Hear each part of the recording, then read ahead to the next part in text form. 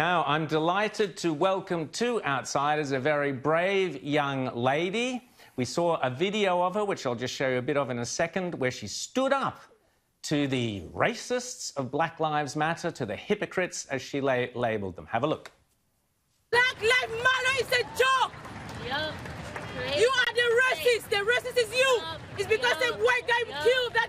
You think they're racist. The racist, the Black Lives Matter. Go to Chicago. They don't have schools. I don't give a. They die every day. They don't matter. They don't have Because you can water. get attention from that. Our country is going to be portrayed the way they want our country to be portrayed, and which is not accurate. My point was that black kids in Chicago get killed every single day. Where is the Black Lives Matter in Chicago? Where are they? Nestride Yumga, welcome to Outsiders. So pleased to have you on the show. How are you? It's my pleasure to be on your show, Rowan. I'm well, thank you. How are you? Oh, we're very good here. We had demonstrations yesterday in Sydney, but that's another story. Now, you were so brave. You stood up there. You confronted people. I said on the Andrew Bolt show the other day that if a Martian had come along and seen a group of people, most of whom were white, with their faces covered, yelling at a black woman, they'd have thought they were back in the Ku Klux Klan days in the 1950s. You stood up to the racists and hypocrites, you called them. Tell us why. I absolutely did, Rowan. I strongly believe that in the face of bigotry, we need to be brave. Okay?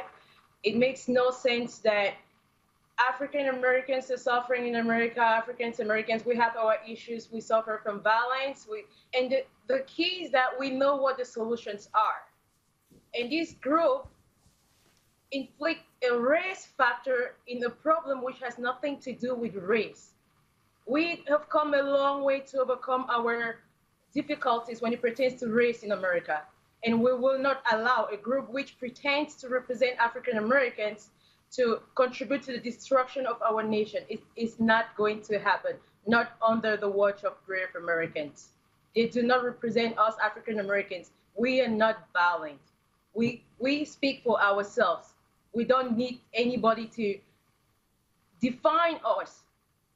This is a group which its mission is to make African Americans convinced that they are oppressed. We are not oppressed. If you represent us, African Americans, I might not speak for all African Americans, but trust me, Rowan, I speak for a good majority of African Americans, and I am saying today, we in our country are not oppressed. I strongly believe, as an African American, that the organization Black Lives Matter is a threat to our national cohesion. They are a threat to our national security. James. It makes no... I'm sorry, go ahead. No, James. No, I just wanted to ask, and thank you for stating that very eloquently. What is it, though? I see so many white people in America, in Australia, now hitching their wagon to the Black Lives Matter movement, using this as a way to, I think in a funny sort of way, elevate themselves because they get to publicly apologize and then look like they're the hero in all of this. What is your message to white people who have decided that the way to racial harmony and racial justice is to hook up with the Black Lives Matter people? I mean, is it that they've just gotten the wrong steer and there are other things they should be doing, or what do you think of people like this? Good question, Payne, and I'll tell you this. There are two things. The first thing is that there are part of them who really think that they're doing the good work. I don't really think they understand what they are up to. There's another group they're on the mission to tell us African Americans that we are oppressed. But I'll tell you this, Payne. The person who tells you are oppressed also tells you what your limits are.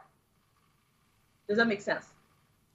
Absolutely. The person who tells you are oppressed, who bangs on you, you are oppressed, I'll tell you what, you do what they want you to do.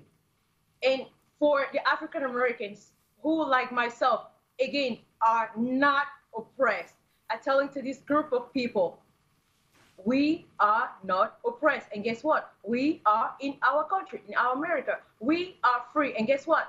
The same dream that Martin Luther King fought for, guess what? We are going to achieve the dream. We are not oppressed. Rita. Don't use race against us. Well, you Do mentioned not Martin use race Luther against King. us. you mentioned Martin Luther King, but what he preached is now seen as problematic by these people. He preached about judging people by their character, not the colour of their skin. And now these anti-racists are in themselves quite racist because they want to say that if you're white, you're privileged, you're bigoted, you're an oppressor, and if you're black, you're a lifelong victim and oppressed. And that's pretty toxic. But I want to ask you, how much of all that is really about this upcoming election? We've got an election coming up in November, and what we're seeing in America right now, is that really about the election or about equal rights? Good question, Rita. So I did not stand up to them. It had nothing to do with politics. It was purely about seeing injustice and standing up to injustice. Now, their actions with everything they're doing, it's hard not to see some political intentions in their actions, if that makes any sense.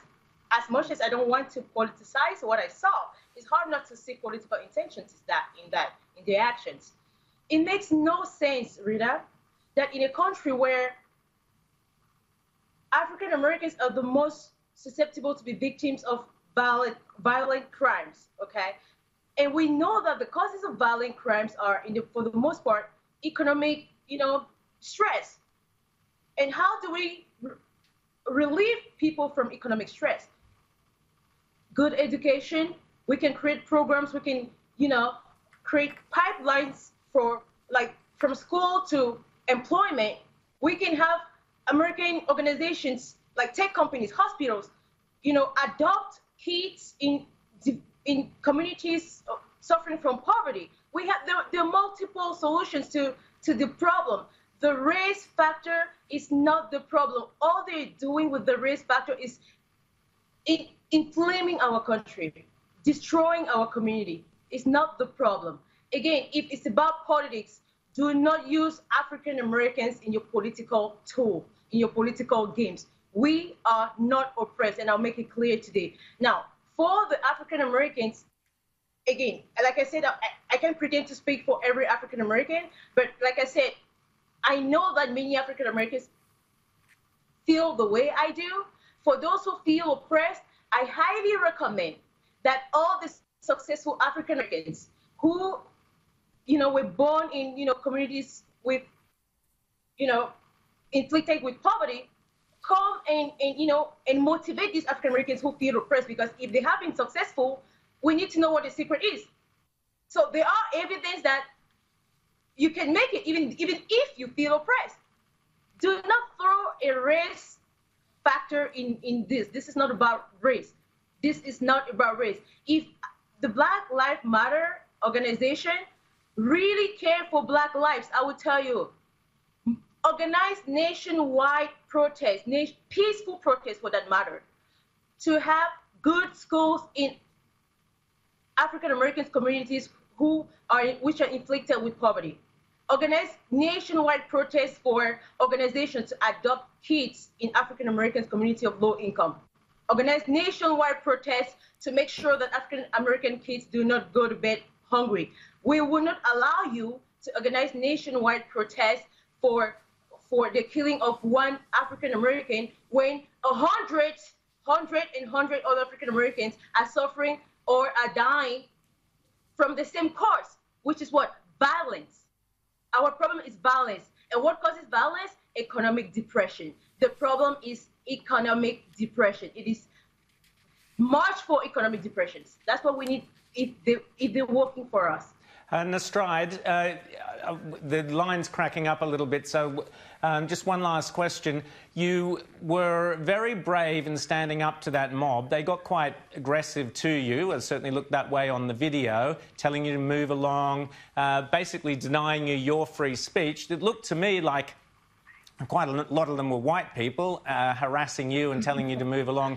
You repeatedly referred to black-on-black violence and said, why don't you ever turn up when there's... And you pointed to parts of Washington. I think you said the district, the North District or something. You seemed quite... and Chicago you mentioned a few times.